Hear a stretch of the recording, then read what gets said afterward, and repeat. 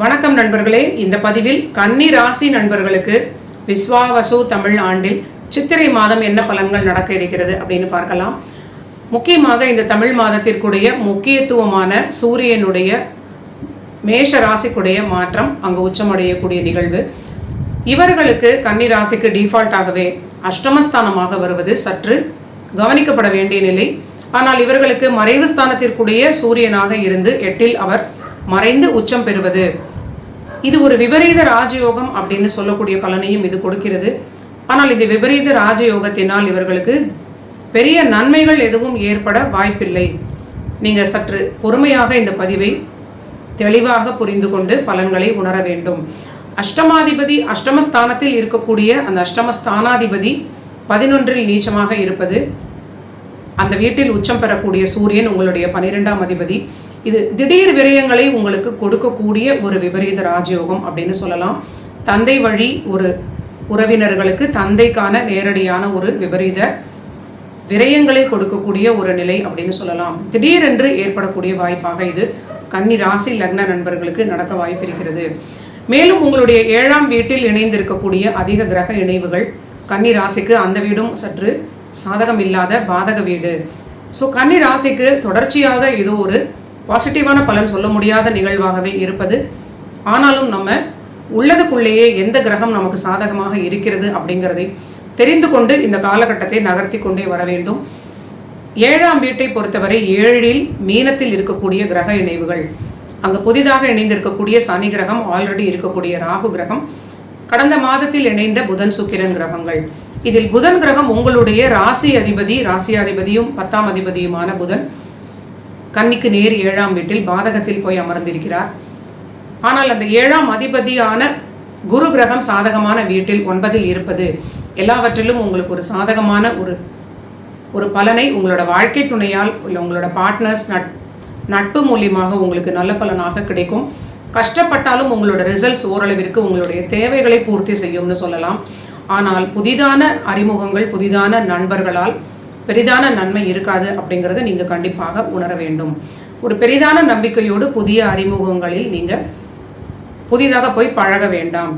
மேலும் சுக்கிரன் கிரகம் உங்களுடைய குடும்பாதிபதி, பாக்யாதிபதி. ஸோ தந்தைன்னு சொல்லக்கூடிய 9ஆம் அதிபதியான சுக்கிரன் 7 பாதகத்தில் இருப்பது தந்தைக்கும் உங்களுக்கும் கண்டினியூஸாக ஏதோ ஒரு போராட்டமான நிலையை காட்டலாம். பூர்வீகம் தொடர்பான ஒரு பெரிய குழப்பம் செல்லக்கூடிய நிலையாக இருக்கிறது. சிலருக்கு 2ஆம் வீடுன்னு சொல்லக்கூடிய குடும்பஸ்தானத்திற்குடைய சுக்கிரனாக அவர் பாதகத்தில் இருப்பது குடும்ப வாழ்வில் சிலருக்கு பெரிய பிரச்சனைகள் ஏற்பட்டிருக்கலாம். ஸோ இதெல்லாமே கோச்சார நிலை காட்டுவது பிறவி ஜாதகத்தில் இருந்தால் மட்டுமே இந்த காலகட்டத்தில் இந்த பலன்கள் பெரிதாக நடக்கும். இல்லைன்னா ஒரு சின்ன ஷேக்கினஸை கொடுத்துவிட்டு கிரகங்கள் மாறிவிடும். அடுத்ததாக சனி கிரகத்திற்கு வரும்பொழுது அவர் புதிதாக அங்கு இணைந்திருக்கிறார். கன்னி ராசிக்கு 5, 6 சனி கிரகம்.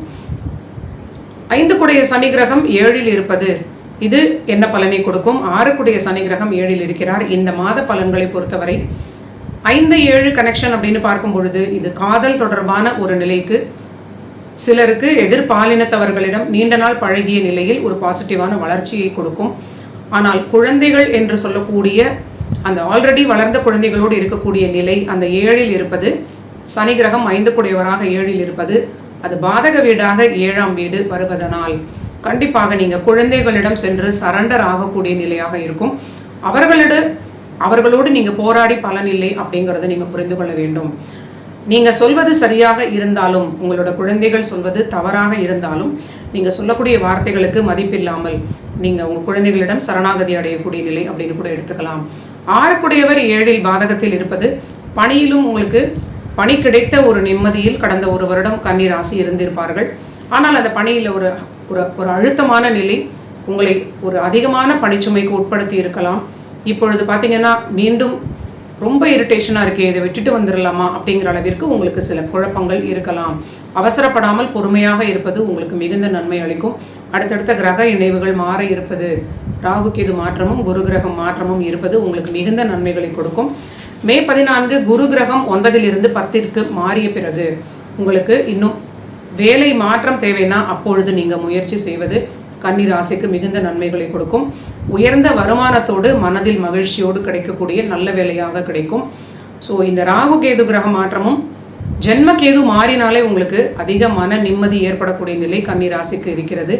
எல்லா விஷயங்களிலும் சற்று பொறுத்து போக வேண்டிய நிலை. கன்னி ராசியை பொறுத்தவரை உங்களுக்கு பலவிதத்தில் மன அழுத்தம், ஜென்மத்தில் இருக்கக்கூடிய கேது கிரகம், ஏதோ ஒரு பொருளாதார சரிவு, லாபங்கள் இல்லாத நிலை, நினைத்தது எதுவுமே நடத்தி கொள்ள முடியவில்லை அப்படிங்கிற குழப்பமாக இருக்கலாம். குழந்தைகளோடு தொடர்ச்சியாக ஒரு போராட்டமான நிலை. 5 கூடிய சனி 5இல் இருந்தாலும் ஒரு கசப்பு தன்மை, 6இல் மறைந்திருந்தாலும் ஒரு குழப்பம்.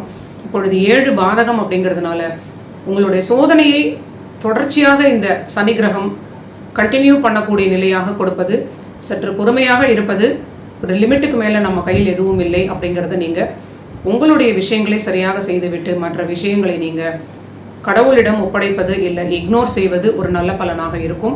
இது பிறவி ஜாதகத்தில் இருக்கக்கூடிய அந்த சனியுடைய அமைப்பிற்கு ஏற்றாற் போல புத்திரஸ்தானத்தில் உள்ள அந்த அஃப்ளிக்ஷன்ஸ் பலன்களை கொடுக்கும். எல்லோருக்கும் இது கொடுக்காது. கோச்சார பலன் அப்படிங்கிறது பிறவியில் இருந்தால் மட்டுமே அதிக பலன்களை கொடுக்கும் அப்படிங்கிறத நான் திரும்ப திரும்ப சொல்லிக்கொண்டே வருகிறேன். மேலும் இந்த சுக்கிரன் புதன் இணைவு அப்படிங்கிறது உங்களுக்கு இது பெருமாள் தாயாருடைய வழிபாடு மிகப்பெரிய ஆறுதலை கொடுக்கும். திருமண வாழ்வில் குழப்பங்கள் இருக்கிறவங்க கண்டிப்பாக பெருமாள் தாயார் இணைந்திருக்கக்கூடிய ஒரு கோயிலில் சென்று நீங்கள் வழிபாடு செய்வது ஒரு பாதுகாப்பை கொடுக்கும். தந்தையோடு இருக்கக்கூடிய குழப்பமான நிலைக்கும் பெருமாள் தாயார் சன்னதியில் நீங்கள் வழிபாடு செய்வது, பிரார்த்தனை செய்வது ஒரு ரிலீஃப் கொடுக்கும் அப்படின்னு நான் நினைக்கிறேன். ஸோ 9இல் இருக்கக்கூடிய குரு கிரகம் ஒரு பெரிய சேவியர் அப்படின்னு சொல்லலாம். உங்களுடைய ராசியை பார்க்கிறார். அற்புதமான ஒரு நட்பினால் உங்களுக்கு ஒரு பெரிய ஆறுதல், நான் இருக்கிறேன் அப்படிங்கிற ஒரு நிலையாக உங்களோட வாழ்க்கை துணை இருக்கலாம், உங்கள் நட்புகள் இருக்கலாம். அதனால் உங்களுக்கு ஒரு தைரியம் ஏற்படும். மனதில் ஓரளவிற்கு அவ்வப்பொழுது சஞ்சலத்திற்கு இடையே ஒரு சின்ன சந்தோஷமாக இருக்கக்கூடிய நிலையாக இருக்கும். ஜென்மத்தில் உள்ள கேது கிரகம் 12ற்கு மாறிய பிறகு ஓரளவிற்கு உங்கள் மனது அமைதி அடையும்னு சொல்லலாம். இதுதான் கன்னி ராசிக்கு விஸ்வாவசு வருடம் சித்திரை மாதம் நடக்கக்கூடிய பலன்கள்.